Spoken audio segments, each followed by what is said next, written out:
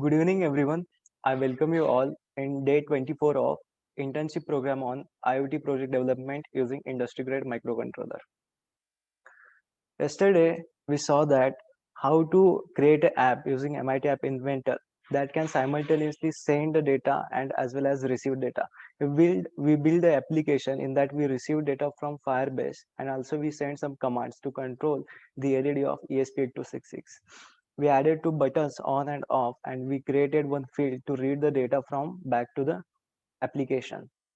So also we understood the code behind LED on off using MIT App Inventor. We compared the string that we have received from Firebase, and according to that, we took some decisions like uh, digital write low and high. So also we send data which is available serially from ESP8266 to Firebase, and from there we read that data back into our Android application. So today what we are going to do, we are going to start with the new section of this internship program, which is Android application development using Android Studio. So before we start with Android application with using Android Studio, uh, I would like to ask a question to all the participants, and all participants must answer in chat box. The question is very interesting, and it is related to ESP8266 and as well as MIT App Inventor as well. So my question is, I will just quickly open the Arduino first.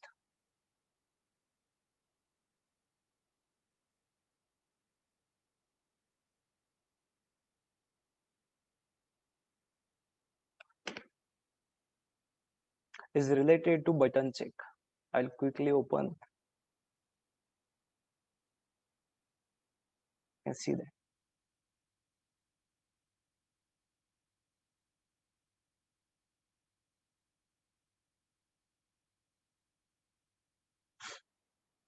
And see that here. We said this afterwards when we are reading. First, we check this condition that we have clicked the button. And if it is true, then we are performing operations. If it is not true, we are not performing any operations. We can see that there is no else condition for this if. Okay, we check if we have pressed the button or not. And simply if we have pressed, then only we have performed these operations. And when we have completed these operations, it can be anything, LED on or off, it doesn't matter. We set this set string to button check to false again. So next time whenever we click the button, we will get updated in here. So my question is, what if sometimes because of the network issue or there is some problem of network and power power gone issue also is there. So sometimes if we are performing here, we come here to this line, we executed this line, we executed this line, and before executing this line, sometimes just assume that the network gets disconnected or the power may go off. Okay, so in that case, this line will not execute. Okay, so we will not be able to set this button check to false. So in Firebase, it will remain as true. And whenever next time ESP8266 is get connected back to the network, when network will be arrived or the power gets on, so in that case, if we check the button check, because we haven't set it to false again, so it will read again true and it will execute whatever data available. So in that case, what should we do? How we can avoid this problem? Please write your answer in the chat box.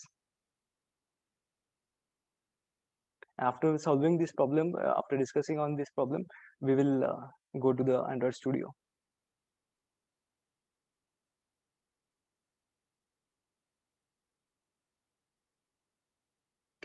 We can add timer to automatically update button check, I think. Yes, your answer is partially correct, but where to put the timer? Yes, answer is correct. After button check. Here in the ESP8266, here. Please, other participants also write your answers. What do you think about this?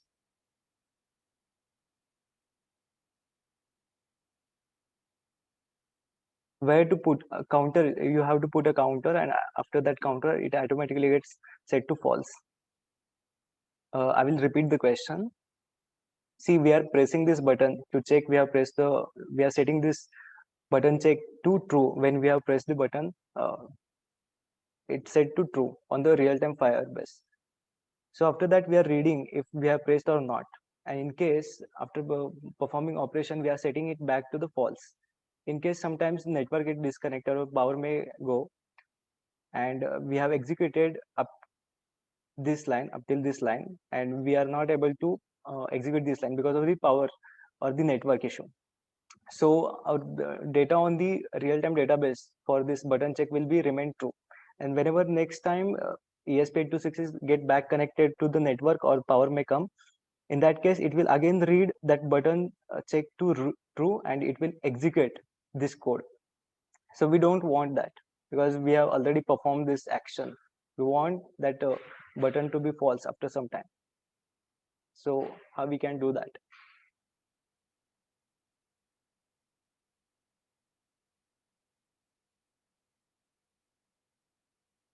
We can first make button check false and then make the LED on.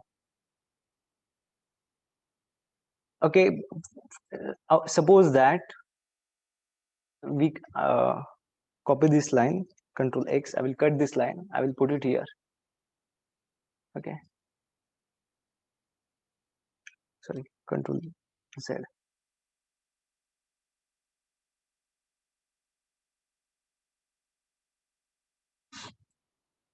It doesn't matter.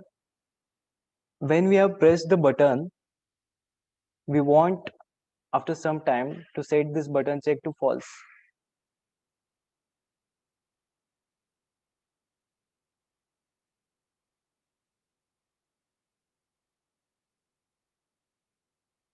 Try to understand my question. My question is, even though we are not able to perform this action,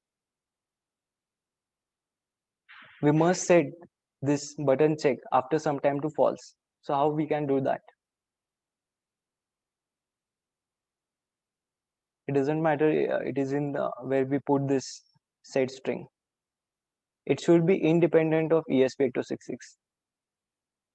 I will give you a hint. It should be independent of ESP8266. We have to put this false from somewhere else. How we can do that? Please answer now.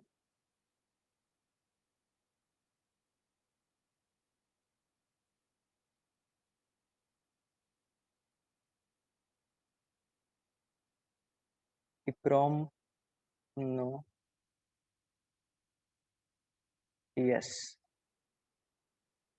This answer is correct. Last one. We can put delay in MIT App Inventor. Instead of saying delay, we can set timer. We can make a timer so that application after some time automatically set this false. Okay, we can make a delay of 15 or 20 seconds, and after 20 seconds it will set it to false again. Okay, because ESP8266 data, whenever we are sending data and receiving back to the ESP8266, it does not take 20 or 15 seconds to come. It hardly takes 1 second. Okay, so what we can do, we can create a timer so that it automatically set that value button check to false again. I will quickly show that how to do that. It is important.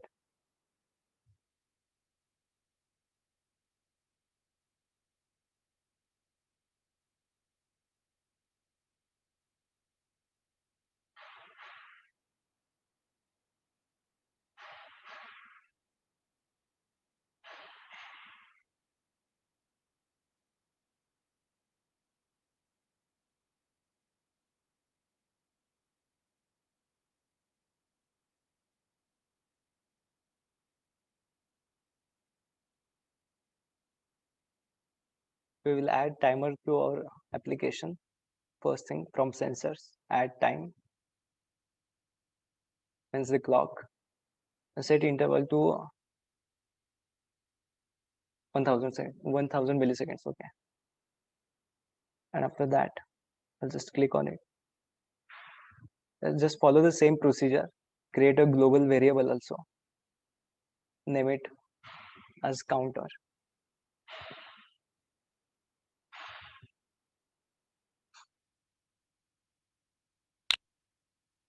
We'll initialize it with integer value 1, and here we'll add this if condition. And in math, we'll take this. Okay, I'm doing it quickly, and just take greater than equals to. Now what we want to check, we want to check this global variable. So I will take variable get. From variables you have to take this global counter, set it, and then from math select this integer and set it to how many seconds. Maybe 15 seconds are enough. And after that, what we want to do, we want to set the button check to false. So I'll make it false.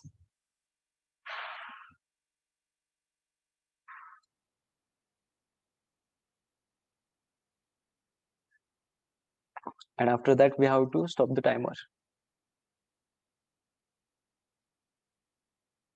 So I will go to timer, and timer enabled. You have to just disable it here. Make it false. Because after execution, we have to stop this timer. Okay, instead of if then, we have to use if then else, because we have to increment that counter also. So what I will do, I will just take this, connect here,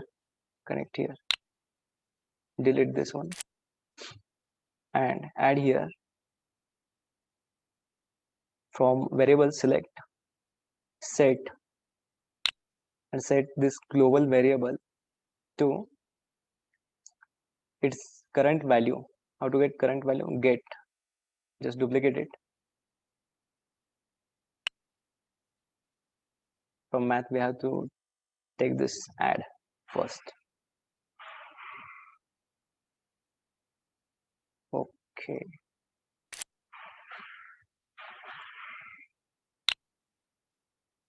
Select this add, connect it here, then connect this here, and just simply add 1 each time. Okay, we have created our timer. Now, when we want to initialize this timer, we want to set the countdown when we press the button. So what we can do, we just copy this, duplicate this, set it here, and make it just true. And whenever you are making it true, this function will call and timer will start executing. I will again duplicate it.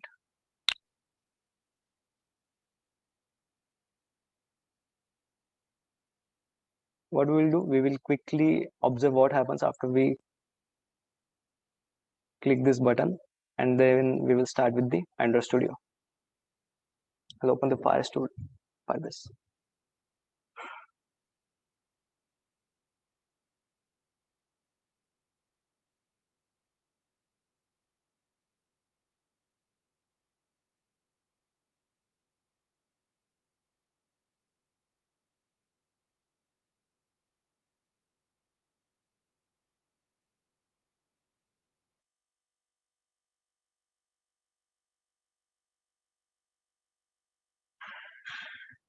Yes, you can see the application.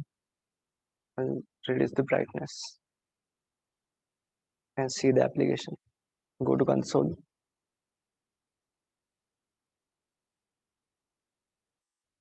I will open this IoT Inter. Go to real-time database.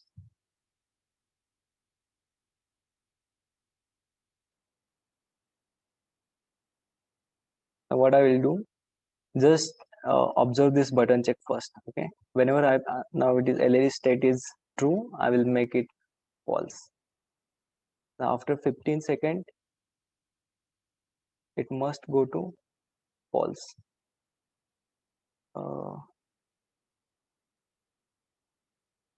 why it is going to false?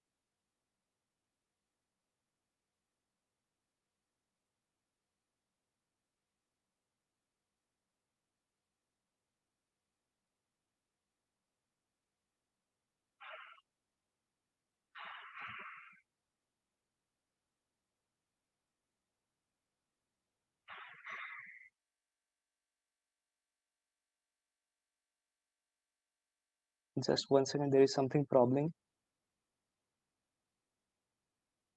Press turning it on.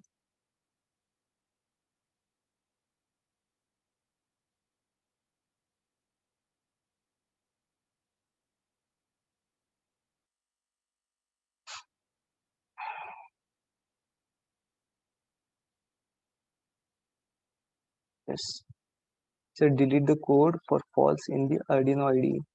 No, we have not connected the ESP8266.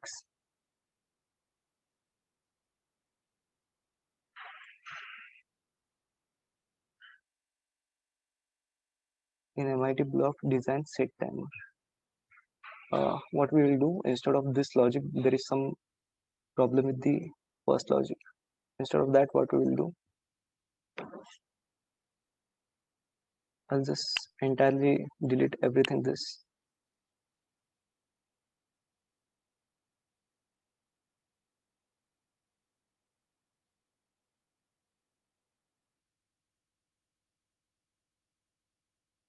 There is some problem with the MyTape Inventor server.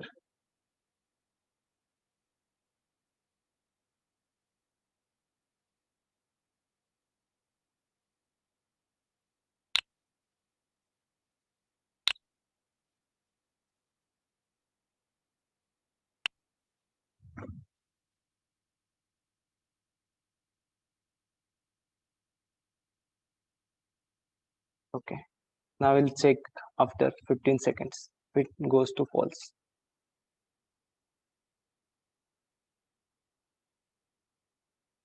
It is still true.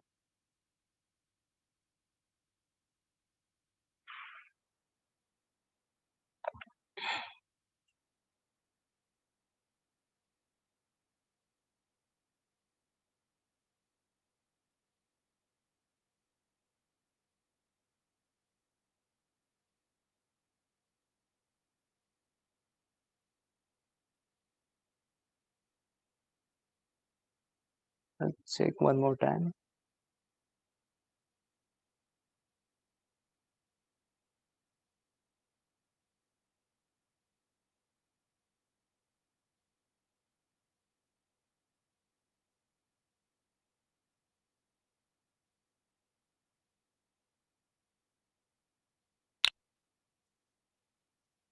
Now I'll check.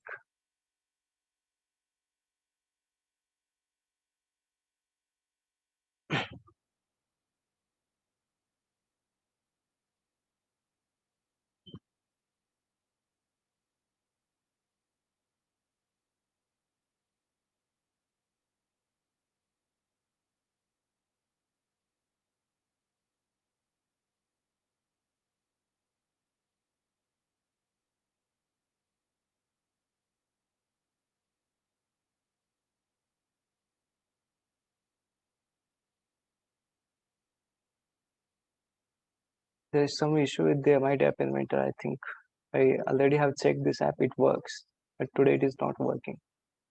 Okay, what we will do, we will discuss this tomorrow. Okay, already have checked this. It works, but there is something problem with the server, I think. So what we'll do, we'll start with first Android Studio.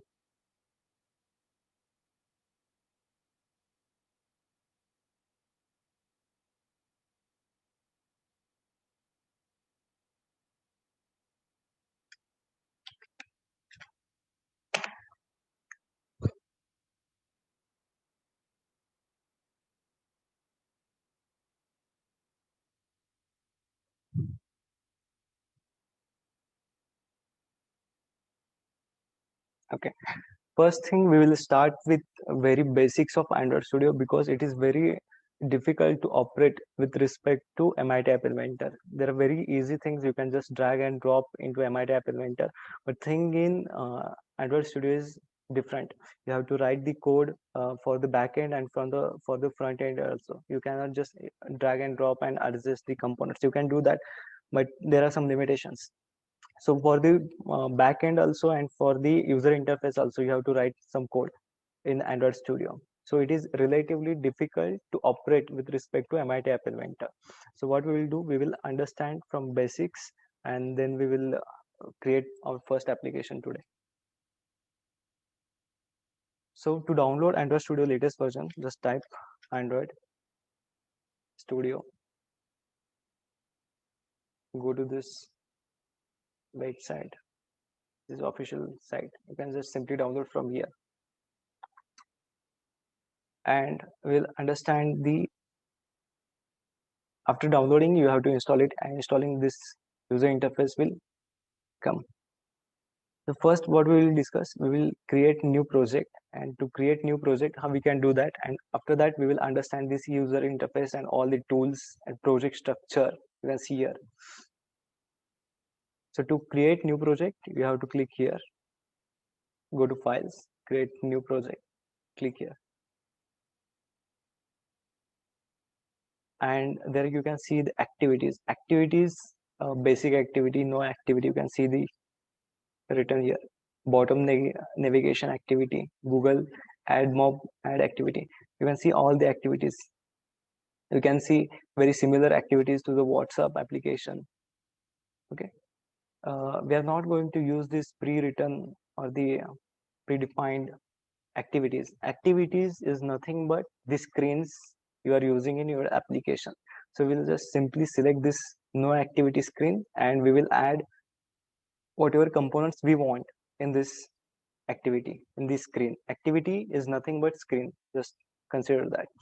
Here you can see that Wear OS, Android TV. If you want to write code, create Android application for the smart watches, smart devices, Android TV, automotive in the cars, Android things, okay, you can create here. So we are going to create application for phone or tablet, so we will just select this one first, and just after that select empty activity. I always recommend to go from empty activity, so you can write code from scratch, because it will come with these activities will come with some pre-written code, and to cope up with we have to it may cause some problem.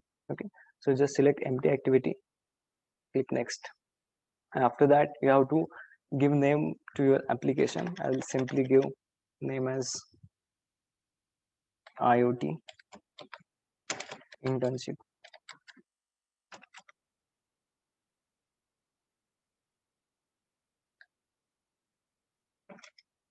test. After giving the name, you can see that it has created one package name. Okay, entire uh, screens means the classes you write or the code you write will be combined in this package.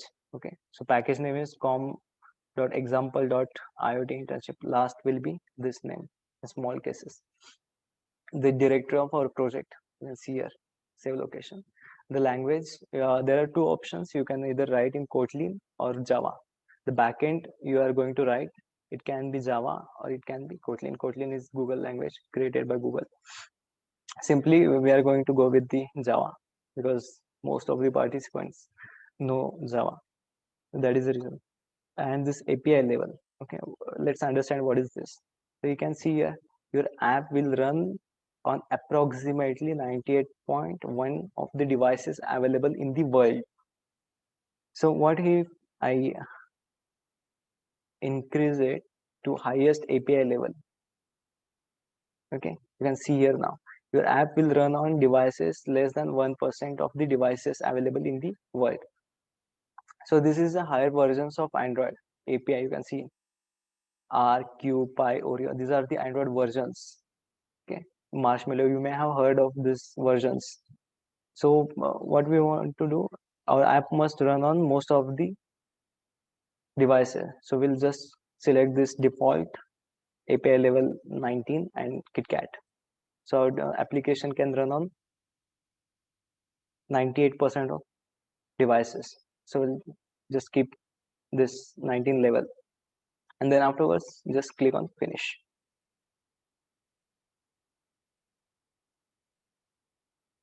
Okay, I will close this project.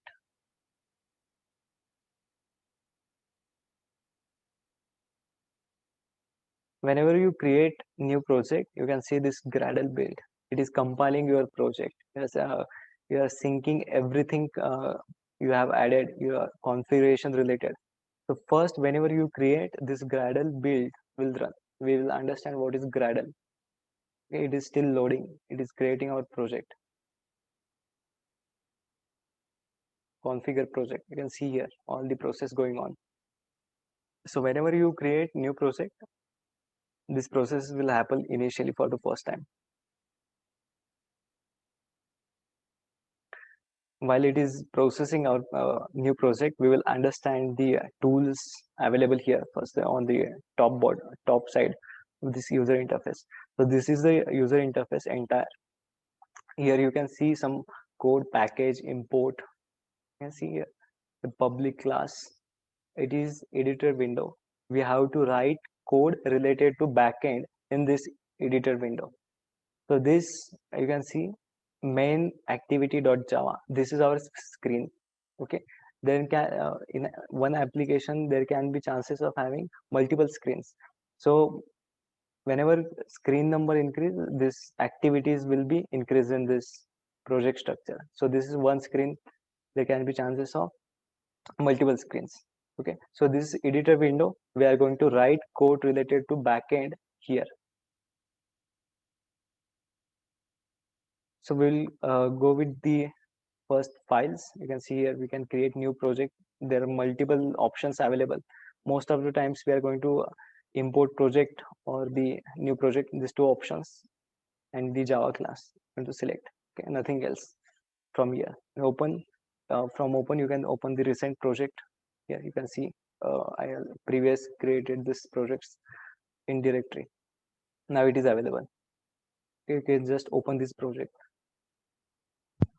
Here settings related to ID, you can just simply click editor, general, coding, editing. You can change the everything from settings, settings related to this ID Android Studio. Okay, I will not go into that.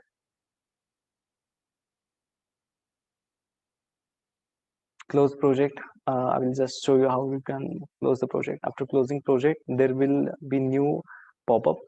Okay, you can see this, and there will be list of recent project. So I will just simply click on it. Simply, if you want to create new project, you can create it. Open existing project here. I will click on here and open our project.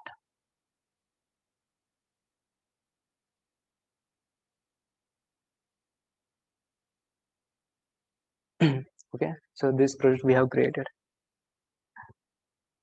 So there are some process still going on. You can see it will finish. It will not repeat the processes that earlier we saw when we created the project.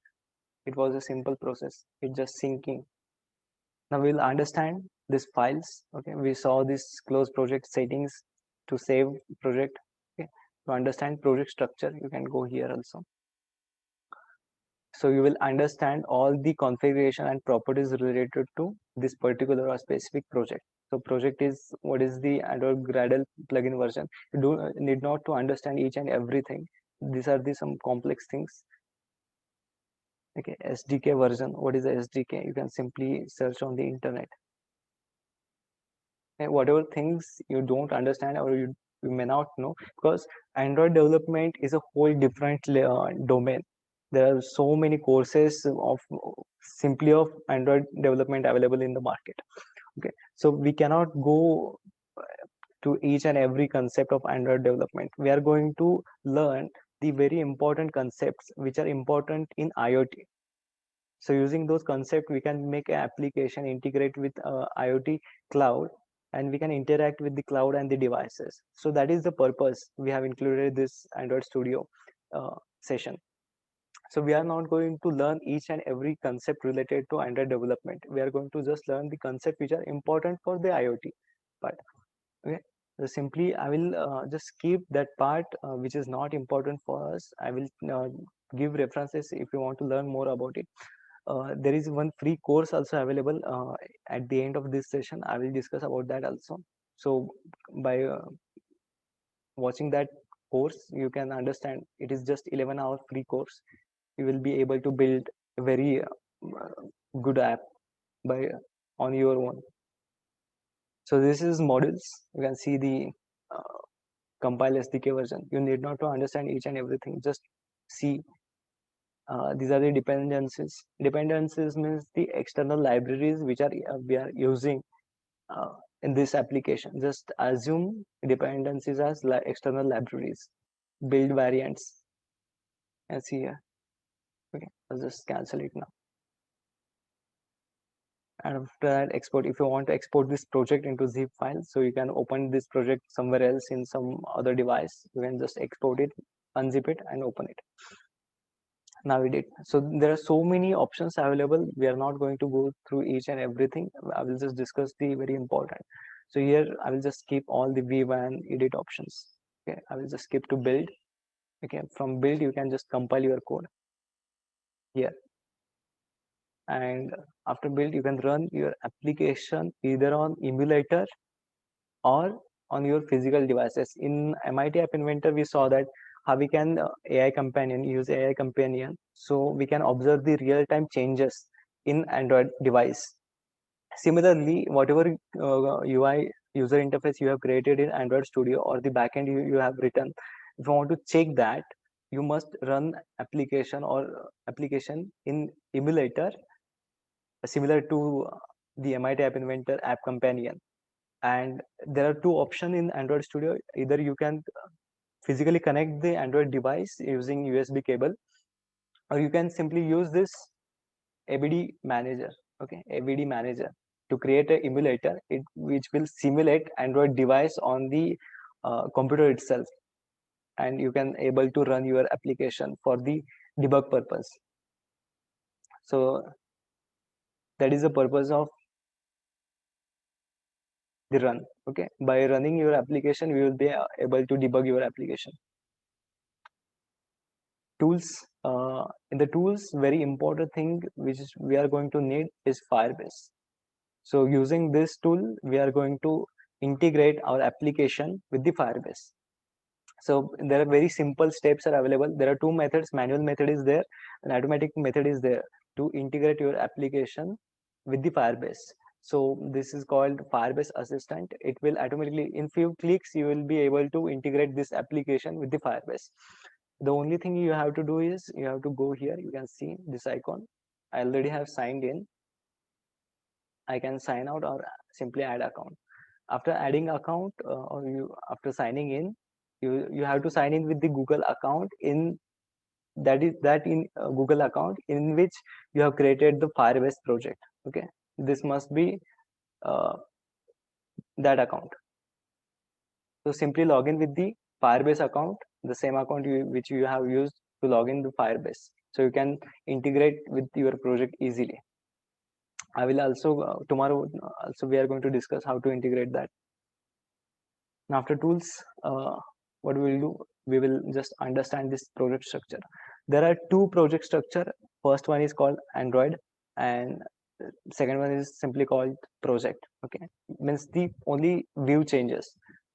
So you can see that file structure has changed now. Okay, you can see Gradle here, app here. So I personally use the Android structure. It is easier to understand. So simply in app, you will find the manifest. We will understand what this file is used to. And in Java, you will find this out code, which is main activity we have opened. Okay, this is a screen. Main activity, any activity, its name can be anything. So it's the first screen. It is the main activity. That is the reason. So you don't need other the folders or the two folders. So in app, you will find this manifest, and we will understand what it does first. So what I will do, I will go on to Google and simply write Android manifest documentation. Keep a habit of reading documentation when you are doing work in software domain. So I will just open this app manifest overview. It is official site of android.com. So I will just quickly read this. Every app project must have an Android manifest.xml file with precisely that name. Okay, this name. It says that it should have this file android.manifest.xml with the same exact name. It name must not change. Okay, with the precisely that name at the root of the project source set. This is the root of, you can see that app directory. It is the root directory. It must be in that. The manifest file describes the essential information about your app to Android build tools, the Android operating system, and the Google Play. What we will do, we will just simply open this file. Check. You can see that here. So package name is there. Very important configuration related to our application is written here. So application, you can see that label. What is the label of our application? Which is the name, the activity. Okay, the icon of our application. So WhatsApp has its own icon. You can see this Google Chrome icon, PPT icon, Zoom icon. So our icon of this application we can provide here. Okay, so it will, that image will appear on smartphone when you install this application. So just understand this. This is used for very important configuration related to application. If you understand only at this level, it is enough. You need not to understand each and everything, because we are not going to change anything here. This is just understanding purpose. Whenever you are creating multiple images, sorry, screens in your smartphone, then you have to add the screen here. Okay? You can see activity dot name equals to main. If you have created, for example, I will create loading activity dot java, that screen, a different new screen. To create new screen, you have to right click on it. You can see here new and activity. Simply if I add this empty activity or basic activity, it will add this screen to here. And whenever we add screen here, we have to mention it in Android manifest.xml. Later in the sessions, when we are going to discuss the AWS IoT, we are going to need two screens. Then I will discuss how we can add this multiple screens in Android manifest.xml. Okay, I'll just end it here. The memory access, external or internal memory read access you can give here. So all the important configuration related to your application, it is written here. So simply understand this. After that, it comes to Java. Okay, in Java you will find this 3 folders automatically created. We do not need these 2 folders to edit. Simply click on the first one with no brackets and double click on it. You will open this file. So whenever you create new project with this basic activity, it will come with this code written. This, and this code is the backend code of that screen. Okay, in the resources, I will just open the resources and go to layout, and the activity underscore main you can see here.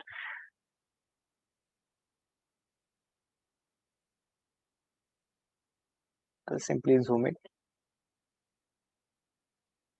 So what I will do, I will every time compare Android Studio tools with the MIT App Inventor tools. Okay, so that we can better understand it. So here you can see that it is default UI has been created here, hello world.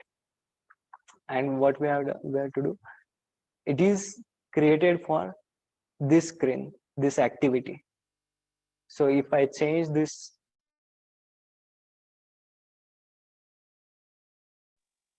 hello,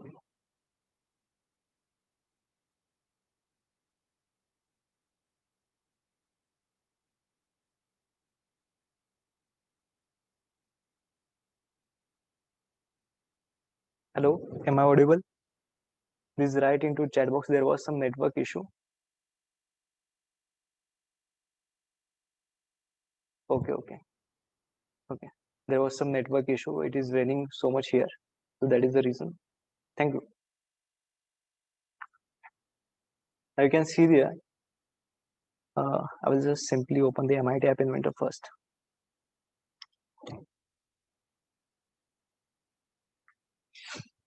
Okay.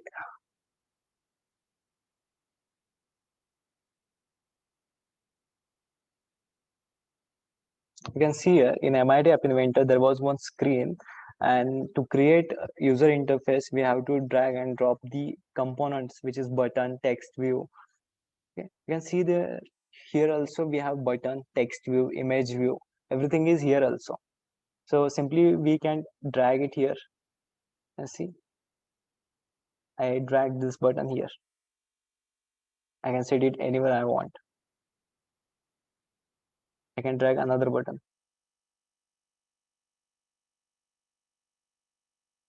I can set it anywhere I want.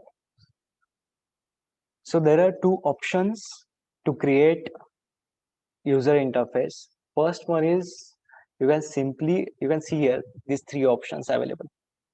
The design. In design you have to drag the objects or the components available. For example, text view. I will take the text view. I'll put it here. You can see. So in design, you can simply drag the components available into screen to create the user interface. There are second option is that you can use code here.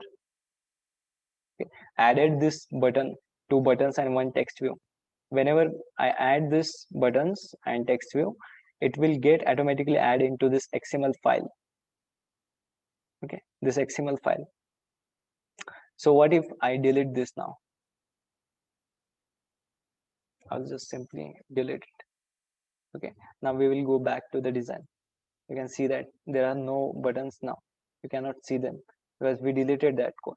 So simply understand that this code and this screen or the design, they are interconnected. Whether you write code to create user interface, it will add components, or you directly add components, it will add code to that code file. Okay, so these are interconnected, this code and the design. So I recommend you to use this middle option, which is split.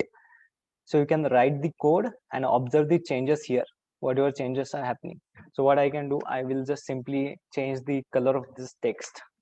To change the color, you have to write color, it automatically comes. Okay, text color, you can see here. And I will give it as black. Now it is gray, I will make it black. You can see that there is a small change. I will simply change the font also. To change font, make text txt size and enter the values in dp. I will make it 30 so everyone can observe. 30 dp.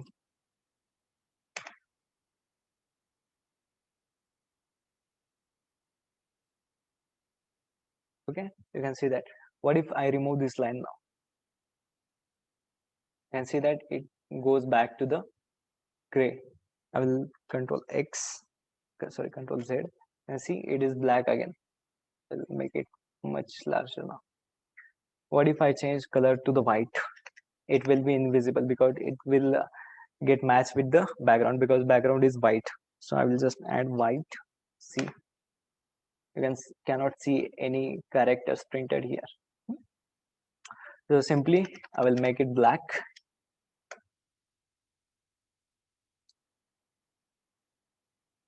So you can see the change here. If I delete this block of code, this text will automatically get deleted. It control Z it. You can see it here.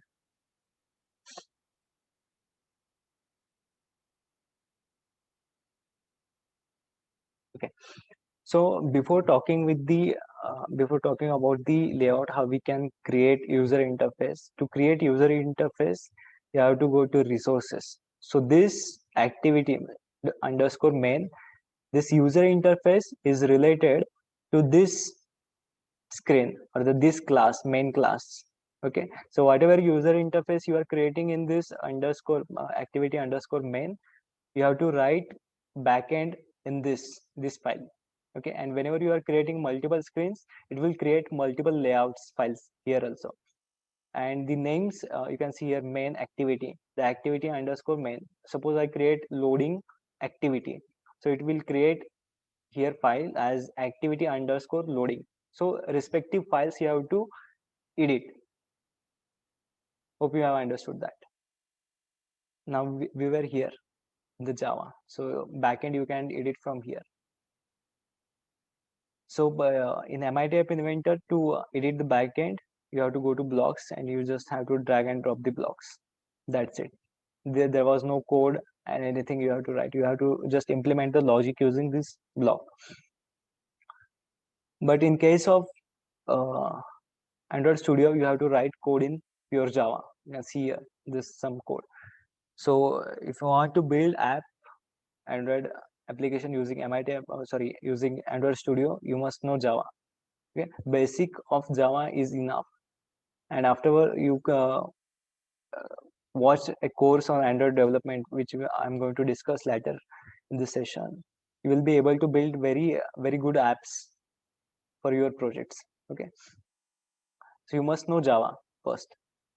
After that, to create your user interface, you do not need any language knowledge. Okay, these are some basic commands you can remember and just simply use it. Now I will go to resources after this. In resources, as its name suggests, that all the resource related, means the user interface, button styles, colors, whatever the formats or the styling related, user interface related, all the things are in this resource directory. Okay, in layout you will find layout. In values, if you have defined some color strings, themes, okay, you will find it here. I'll just simply open.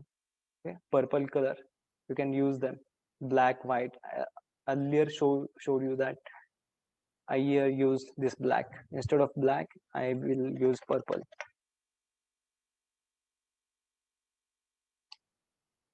And see that color now is purple. Make it 500. I can see that. So all these colors are defined in this colors.xml. Okay, the strings, our app name is here. So it takes this name, application name, from this file. Theme is there. Okay, we did not need this values folder. Okay, we are going to, most of the time we are going to interact with this only layout folder. What is drawable, we will simply talk about that. How to do button styling using drawable. Okay, we will talk later in the session. So most of the time we are going to only interact with this layout folder. Okay, because we are going to create user interface using this activity underscore main. So what we will do, we will just simply first understand, we understood how to create user interface. Okay, we will talk about the layouts, what are the types of layouts available, and then we will talk about the emulator and the physical device, how you can debug your application. So simply I will run, what I will do, I will not add any code, anything, just default code is there. I have not changed anything. I will just change the text size and the color. That is the only change I have made. I'll simply build it.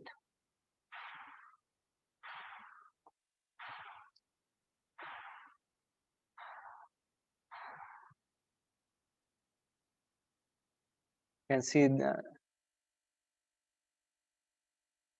can see Gradle build is running. Okay, so it is, you can see in here build. So it is building. We are going to also talk about this logcat, which is very important.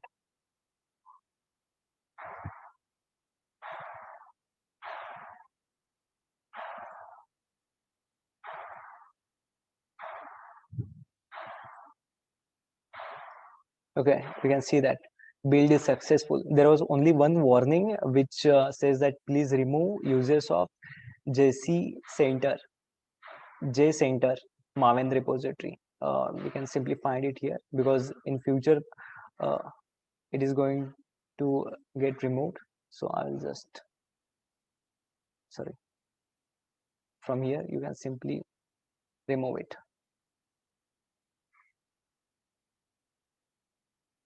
We'll build it again. Now there will be no warning. Just 1 second.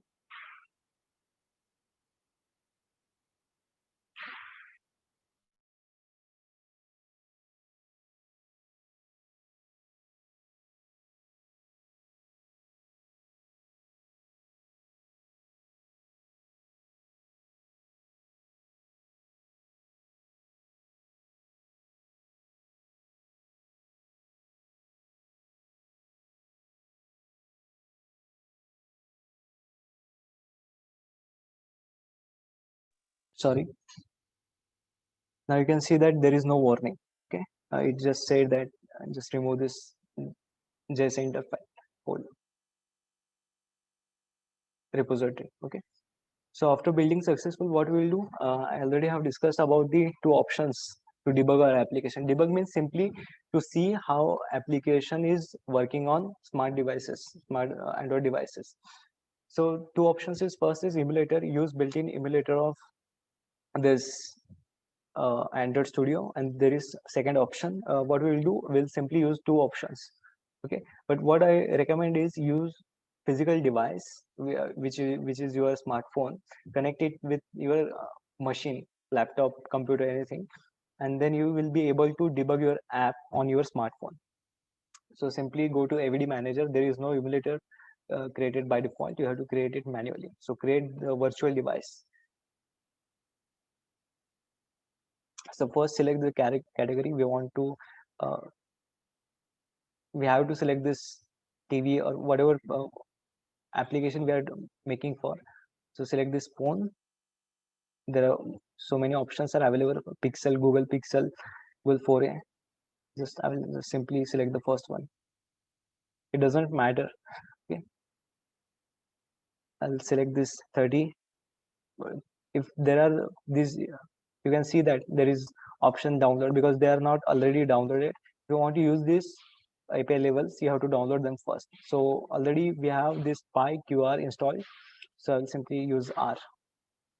Next, AVD name, just you can manually give any name you want. I'll just keep it as it is, and then finish it. You can see here some advanced setting is also there. Here you can change the RAM for that devices. You can see multi-core. You can see the RAM allocated, virtual memory, video memory available. Okay, so you can change it here. I will just keep it as it is. You can change later. Just click finish. So why we are creating this device? To observe how our application works. So simulate that, we are creating the simulator. Okay, now simply what we will do, we have selected. Whenever we create, it will available here. So available devices is Pixel XL API 30. Okay, we have selected already this. So what we have already built, it is successful. I will just simply run it.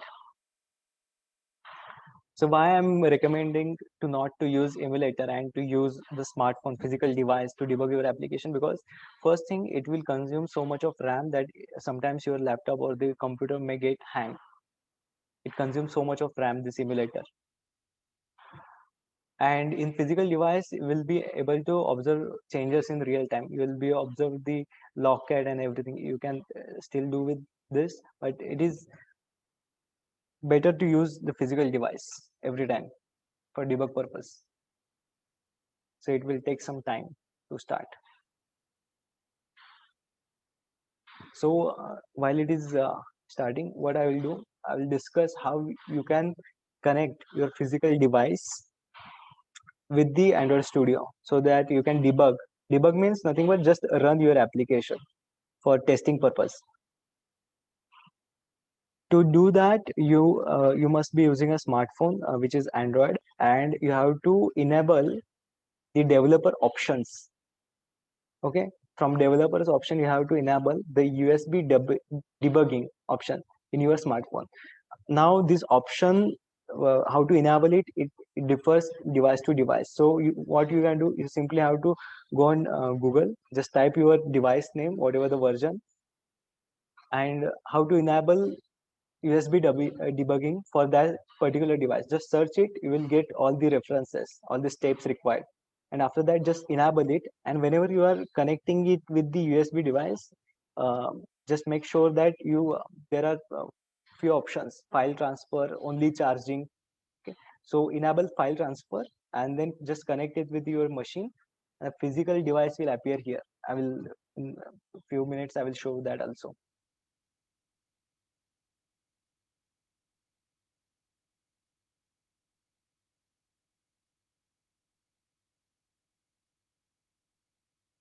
Okay, we can see our app is name of our application, IoT internship test, hello world. Okay, so simply what we will do, we will make some changes. I'll go to here. I'll just, I personally use only code format, but to use only the code format or the codes, your imagination must be strong. So I'll just change this text hello world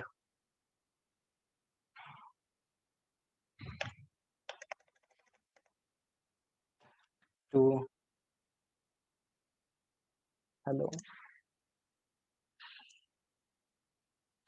from ATC.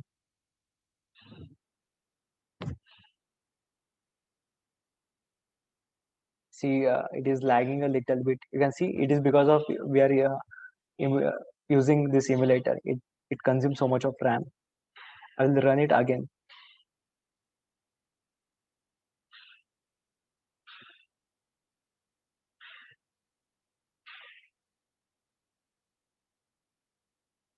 You can see that Gradle build process.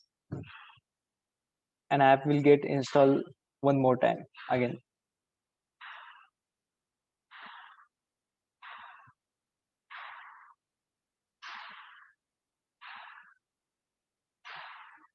You have to click on the terminate. It will terminate this previous application, and it will install the new one. So click on terminate. Okay, it is installing. You can see here at the bottom. And you can see here, hello from ATC. Now what we will do, we'll just simply make few changes. Okay, instead of making changes in emulator, we will make it in the physical device. So that part will be covered. I'll just close it.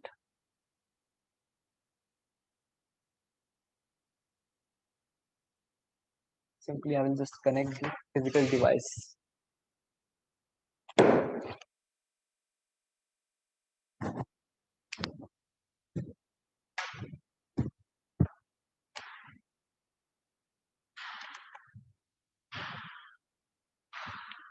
So whenever you are connecting your physical device, a pop-up will occur on your smartphone. The first one is use USB 2. You can see here. Use USB 2, charging only, transfer files and transfer photos. Click on the transfer files.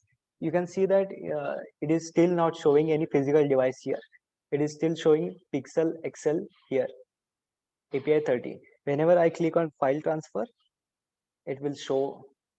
See, now my device is connected. You can see here.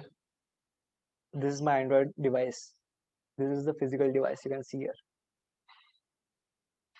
Now simply I can install this application on my smartphone also. So what I will do, I will just simply run it again.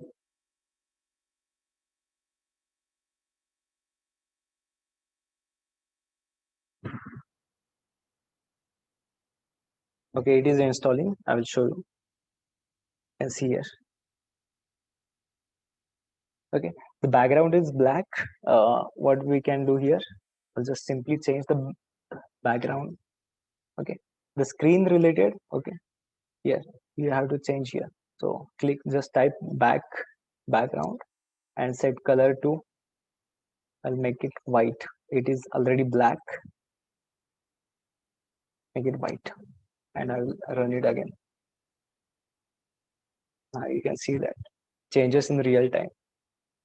Simply terminate this previous application. Now it install the latest application. You can see that. Is it white? Yes, it is white.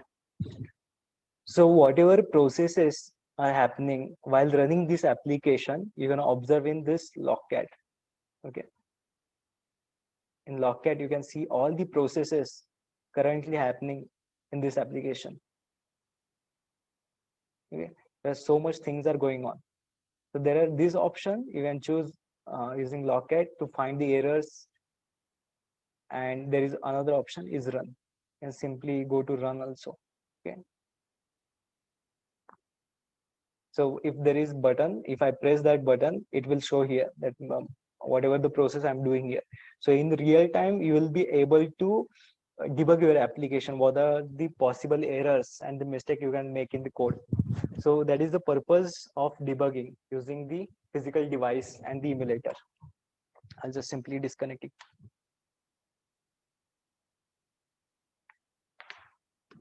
Now we are talk about the how we can create and debug our application using emulator as well as the physical device. Now I will talk about little more on user interface, how we can create user interface. So basically there are three important and the main layout types. The first one is, you can see here, the constant layout.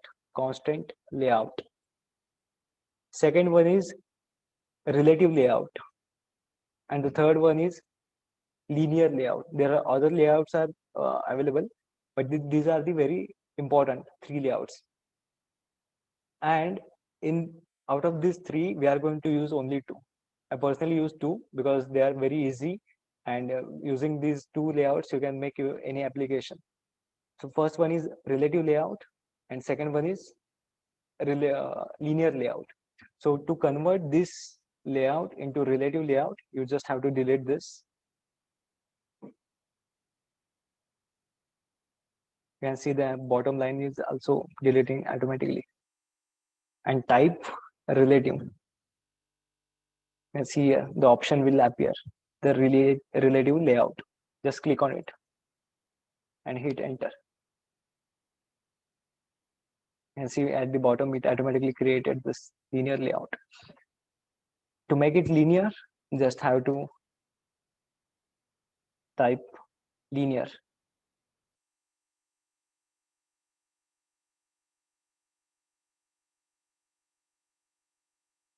Sorry, LI.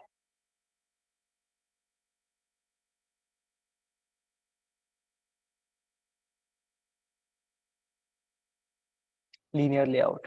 You can see here, hit enter. Automatically at the bottom, it will change here. So I will just quickly tell you what is the significance of these two layouts. So whenever we are using this relative layout, all the components or the position of the components we are adding into screen are relative to each other. So why I'm using this relative layout? So we can make changes in percentage, in pixels relative to each other. In MIT App Inventor, we use that option. You can see here, layout. From layout, we selected this horizontal arrangement, and in that horizontal arrangement, we added the buttons. So we made position of these two buttons relative to each other. We created that layout. I'll just simply delete this. And see here, we added this label first and second label here, and we arrange those labels relative to each other. Okay, so that is the reason we are using it. Is very similar to what we are doing in MIT App Inventor. So tomorrow we will be talking about this relative and linear layout and how we can make the combination of these two layouts to make a uh, nice looking user interface. So tomorrow we will see that. So before coming tomorrow, you can just simply read about the linear and the relative layout. And the very important thing, whenever we are doing any changes here, you can see here, I'll just simply show you how you can make changes. So I have deleted this, I will make it relative.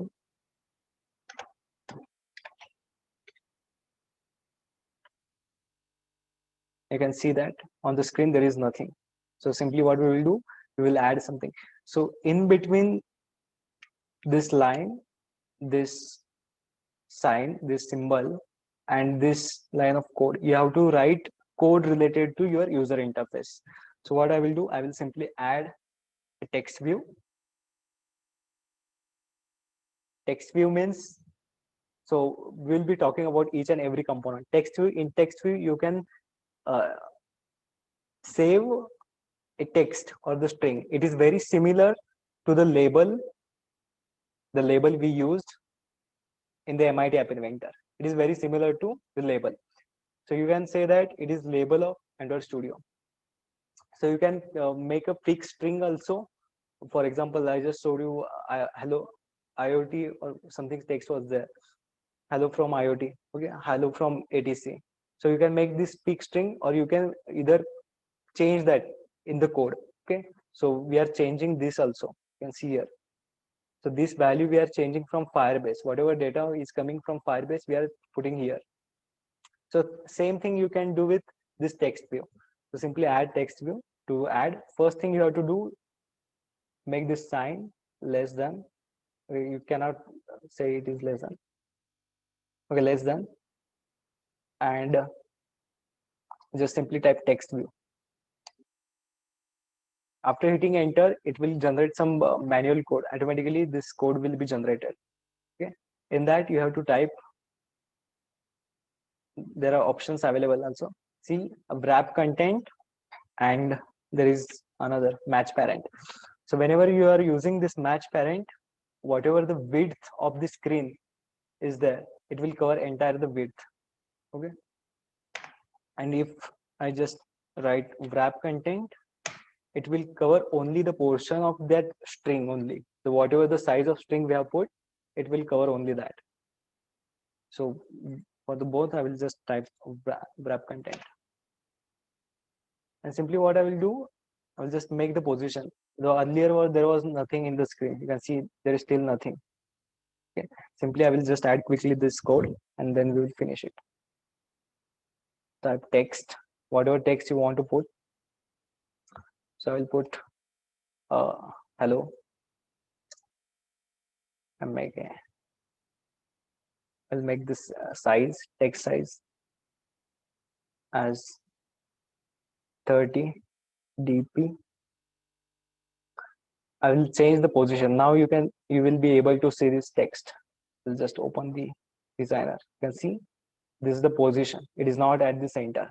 To make it center, what you can do, simply type H, okay, HO.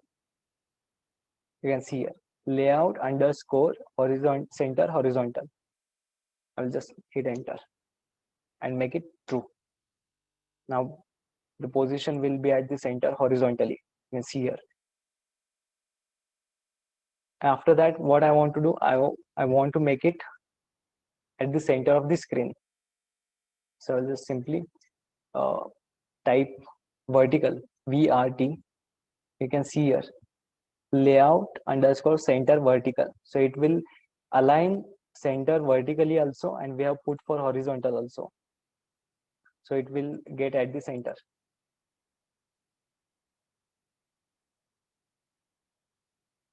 Hit enter, make it true. You can see that now. It is at the center. So this is how you can create. These are the very important options. Tomorrow we are going to learn more about this. Okay, what are the options available? How you can use it in creating for user interface.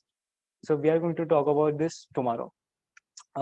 Just before coming tomorrow, learn about this relative layout and the linear layout, and we will start tomorrow again. Okay, thank you. I will end today's session, and if there are any questions, please ask.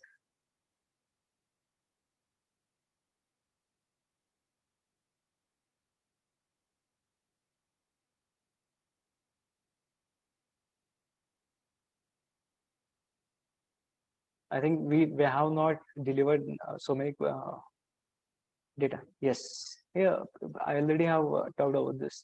The manifest is all the important configuration related to application is written in this manifest file. You can see here. So image of your application, the icon, you can say that. The package name is here. The activity, all the screens, what are the screens, the theme. So important configuration related to your application. Whenever we are going to create multiple screens for the application, we are going to add this here only. Uh, Otherwise, we are not going to make any changes in the Android manifest.xml. So all the configuration related, important configurations related to application is written in manifest.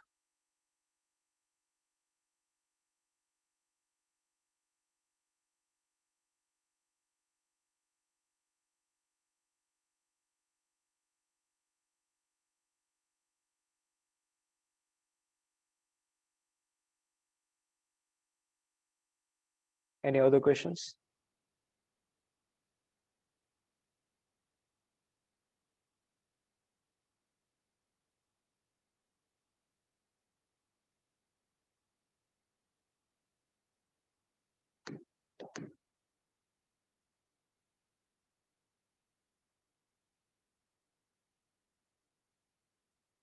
About the tutorial? Okay, I will talk about the tutorial.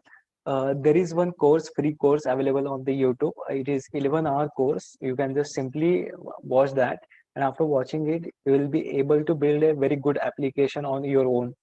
So all the related Java and everything is covered in that course. I'll simply show you.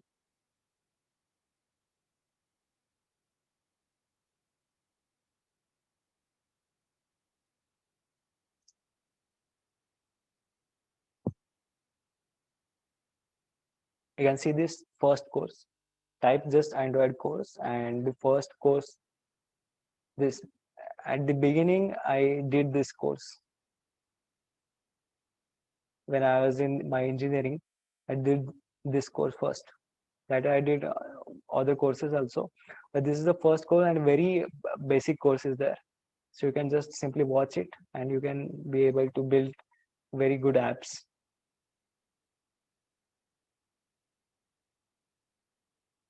So this is the course. This is the 11-hour course. Even if you watch only 6 to 7 hours of out of the 11 hours, it is enough.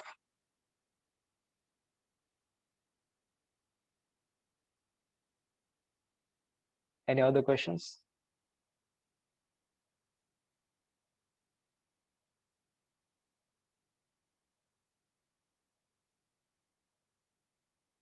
About that MIT App Inventor timer problem, there was some problem earlier. I have tested this thing and it worked pretty well. There was some issue with the MIT App Inventor platform. Tomorrow also again I will show you. Okay, I will discuss the problem also.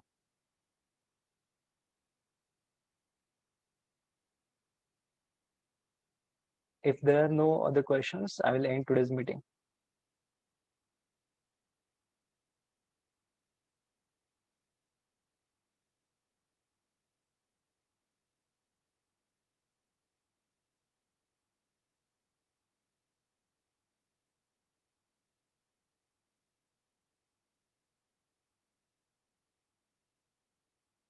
Uh, there was one, it is not question. You know about the Sketchware All app? No, I did not. I don't know about this app.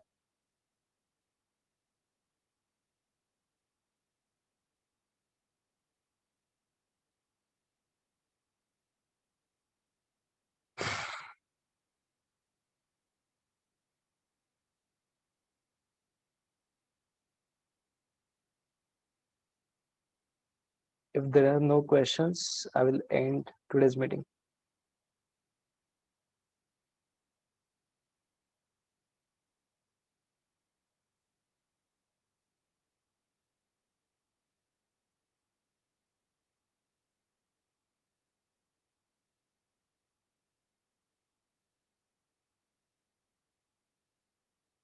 Yes, it is. Saurabh is saying that there is one another platform similar to MIT App Inventor. There are so many platforms similar to MIT App Inventor are available. You can make app in that also, no problem. More than there are hundreds of platform I think out there. Yeah, you can make it on mobile. There is Node.js is also similar to this MIT App Inventor. You can use MQTT protocol over there also. So MIT App Inventor is very famous among the students, and so that is the reason I selected.